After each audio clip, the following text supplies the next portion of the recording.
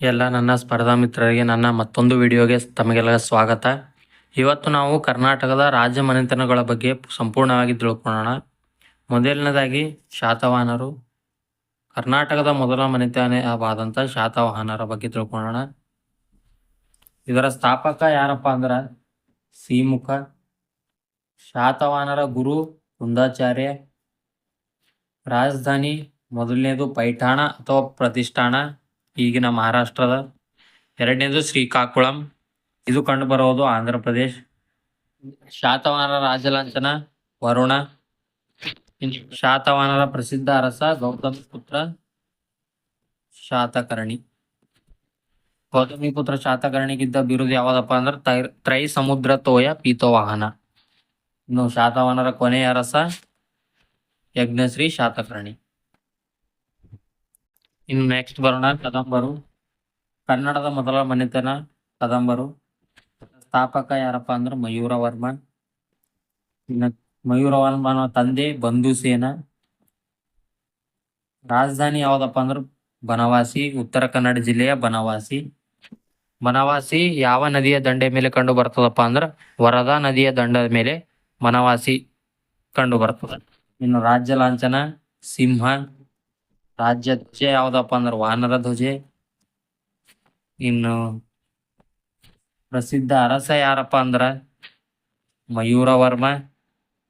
ಇನ್ನು ಕೊನೆಯ ಅರಸ ಎರಡನೇ ಕೃಷ್ಣವರ್ಮ. ಗಂಗರು. ಸ್ಥಾಪಕ ಯಾರಪ್ಪ ಅಂದ್ರೆ ದಡಿಗ ಮತ್ತು ಮಾಧವ. ಇದು ಗುರು ಸಿಂಹನಂದಿ. ಗಂಗರ ಗುರು ಯಾರು ನೋಡೋಣ. ಒಂದನೇದು ಕೋಲಾಲ ಅಥವಾ ಈಗಿನ ಕೋಲಾರ. ಎರಡನೇದು ತಲಕಾಡು, ಈಗಿನ ಯಾವ್ದಪ್ಪ ಅಂದ್ರೆ ಮೈಸೂರು. ಇನ್ನು ಮಾಕುಂದ ಅಥವಾ ತುಮಕೂರು. ಮಣ್ಣೆ ಬೆಂಗಳೂರು ಗ್ರಾಮಾಂತರ ಜಿಲ್ಲೆ. ಯಾವ್ದಪ್ಪ ಅಂದ್ರೆ ಆನೆ. ರಾಜ್ಯ ಧ್ವಜ ಯಾವ್ದಪ್ಪ ಅಂದ್ರೆ ಪಿಂಜ ಧ್ವಜೆ ಅಥವಾ ನವಿಲುಗರಿ. ಇನ್ನು ಪ್ರಸಿದ್ಧ ಅರಸ ದುರ್ವಿನೀತ. ಅರಸ ಯಾರಪ್ಪ ಅಂದ್ರ ರಕ್ಕಸ ಗಂಗಾ. ಬಾದಾಮಿ ಚಾಲುಕ್ಯರು. ಬಾದಾಮಿ ಚಾಲುಕ್ಯರ ಸ್ಥಾಪಕ ಜಯಸಿಂಹ. ರಾಜಧಾನಿ ಒಂದನೇದು ಐಹೊಳೆ. ಐಹೊಳೆಯ ಹಳೆ ಹೆಸರು ಯಾವನಪ್ಪ ಅಂದ್ರ ಆರ್ಯಪುರ. ಎರಡನೇದು ಬಾದಾಮಿ, ಇದು ಬಾದಾಮಿ. ಹಳೆಯ ಹೆಸರು ವಾತಾಪಿ. ರಾಜಲಾಂಛನ ಬಲಮುಖ ವರಹ. ಪ್ರಸಿದ್ಧ ಅರಸ ಇಮ್ಮಡಿ ಪುಲಕೇಶಿ. ಇಮ್ಮಡಿ ಪುಲಕೇಶಿ ಇದ್ದ ಪ್ರಸಿದ್ಧವಾದ ಬಿರುದು ಯಾವ್ದಪ್ಪ ಅಂದ್ರೆ ದಕ್ಷಿಣ ಪತೀಶ್ವರ. ಇನ್ನು ಕೊನೆಯ ಅರಸ ಯಾರಪ್ಪ ಅಂದ್ರೆ ಎರಡನೇ ಕೀರ್ತಿವರ್ಮ. ಇನ್ನು ನೆಕ್ಸ್ಟ್ ಬರೋಣ ರಾಷ್ಟ್ರಕೂಟರು. ಸ್ಥಾಪಕ ದಂತಿದುರ್ಗ. ಮೂಲ ಪುರುಷ ಒಂದನೇ ಕರಕ. ರಾಜಧಾನಿ ಒಂದನೇದು ಯಲಿಚಾಪುರ ಅಥವಾ ಈಗಿನ ಎಲ್ಲೋರ. ಎರಡನೇದು ಮಾನ್ಯಖೇಟ, ಈಗಿನ ಮಳಖೇಡ್, ಕಲಬುರಗಿ ಜಿಲ್ಲೆಯ ಮಳಖೇಡ್. ಇನ್ನು ರಾಜ್ಯ ಲಾಂಛನ ಗರುಡ. ಪ್ರಸಿದ್ಧ ಅರಸ ಅಮೋಘ ವರ್ಷ ನೃಪತುಂಗ. ಇನ್ನು ಕೊನೆಯ ಅರಸ ಯಾರಪ್ಪ ಅಂದ್ರೆ ಮೂರನೇ ಕೃಷ್ಣ. ಸಾಮ್ರಾಜ್ಯ ಇಂಪಾರ್ಟೆಂಟ್ ಸಾಮ್ರಾಜ್ಯ ಆಗಿರ್ತದೆ ಇದು. ಇದರ ಸ್ಥಾಪನೆ ಯಾವಾಗ ಆಗ್ಯದಪ್ಪ ಅಂದ್ರೆ 1336. ಯಾರಪ್ಪ ಅಂದ್ರೆ ಹಕ್ಕ ಮತ್ತು ಬುಕ್ಕ. ಗುರು ವಿದ್ಯಾರಣ್ಯರು. ರಾಜಧಾನಿ ಒಂದನೇದು ಆನೆಗುಂದಿ ಕೊಪ್ಪಳ ಜಿಲ್ಲೆ. ಎರಡನೇದು ಹಂಪಿ ವಿಜಯನಗರ ಜಿಲ್ಲೆ, ಈಗಿನ ವಿಜಯನಗರ ಜಿಲ್ಲೆ. ಇನ್ನು ಪೇನುಗೊಂಡ ಆಂಧ್ರ ಪ್ರದೇಶ್. ಚಂದ್ರಗಿರಿ ಆಂಧ್ರ ಪ್ರದೇಶ್. ಐದನೇದು ವೆಲ್ಲೂರು ಆಂಧ್ರ ಪ್ರದೇಶ್. ರಾಜ್ಯ ಲಾಂಛನ ಎಡಮುಖ ವರಹ. ಕೃಷ್ಣದೇವರಾಯ. ಕೊನೆಯ ಅರಸ ಮೂರನೇ ಶ್ರೀರಂಗ. ಇಲ್ಲ, ಹಂಪಿಯ ಹಳೆಯ ಹೆಸರು ಏನಪ್ಪಾ ಅಂದ್ರೆ ಕಿಷ್ಕಿಂದೆ. ಹಂಪಿಯ ಹಳೆಯ ಹೆಸರು ಕಿಷ್ಕಿಂದೆ. ಇನ್ನು ನೆಕ್ಸ್ಟ್ ಬರೋಣ ಹೊಯ್ಸಳರು. ಹೊಯ್ಸಳರ ಸ್ಥಾಪಕ ಸ್ಥಳ ಅಥವಾ ಎರಡನೇ ನೃಪಕಾಮ. ಇನ್ನು ಗುರು ಸುದತ್ತಾಚಾರ್ಯ.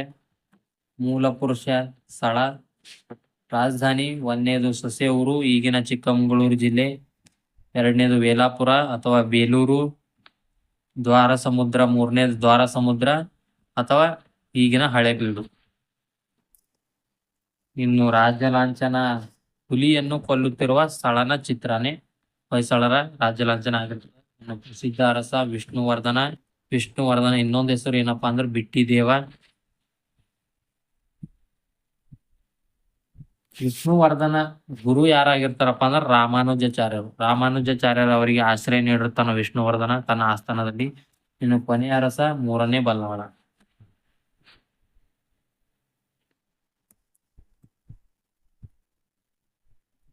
ನೆಕ್ಸ್ಟ್ ಬರೋಣ ಕಲ್ಯಾಣ ಚಾಲುಕ್ಯರು. ಸ್ಥಾಪಕ ಎರಡನೇ ತೈಲಪ್ಪ. ರಾಜಧಾನಿ ಒಂದನೇದು ಮಾಣ್ಯಖೇಟ ಅಥವಾ ಮಳಖೇಡ ಈಗಿನ ಕಲಬುರಗಿ ಜಿಲ್ಲೆ, ಎರಡನೇದು ಕಲ್ಯಾಣ ಬೀದರ್ ಜಿಲ್ಲೆ ಕಲ್ಯಾಣ. ನೆಕ್ಸ್ಟ್ ರಾಜ್ಯ ಲಾಂಛನ ಬಲಮುಖವರ. ಪ್ರಸಿದ್ಧ ಅರಸ ಆರನೇ ವಿಕ್ರಮಾದಿತ್ಯ. ಇನ್ನು ಕೊನೆಯ ಅರಸ ಯಾರಪ್ಪ ಅಂದ್ರ ನಾಲ್ಕನೇ ಸೋಮೇಶ್ವರ.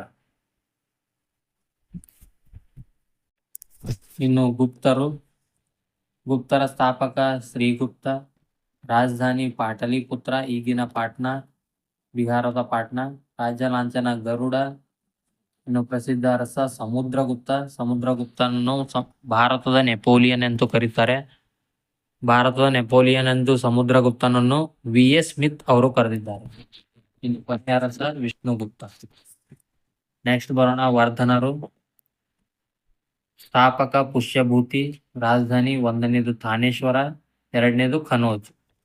ಪ್ರಸಿದ್ಧ ಅರಸ ಯಾರಾಗಿರ್ತಾರಪ್ಪ ಅಂದ್ರೆ ಹರ್ಷವರ್ಧನ ಆಗಿರ್ತಾನ. ಇನ್ನು ನೆಕ್ಸ್ಟ್ ಬರೋಣ ಪಾಂಡ್ಯರು. ಪಾಂಡ್ಯರ ರಾಜ್ಯ ಲಾಂಛನ ಮೀನು. ಇನ್ನು ರಾಜಧಾನಿ ತಮಿಳುನಾಡಿನ ಮಧುರೈ.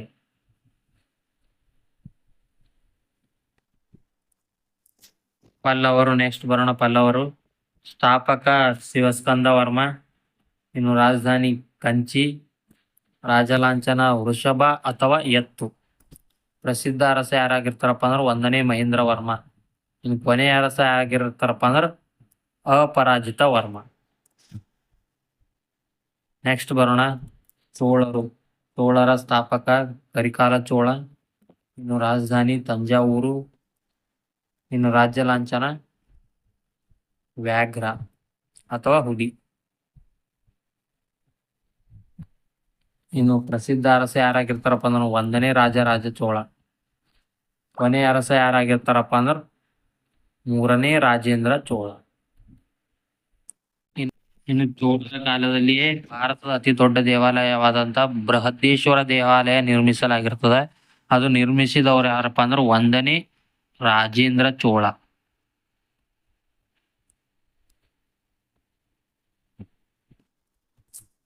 ಒಂದನೇ ರಾಜೇಂದ್ರ ಚೋಳ.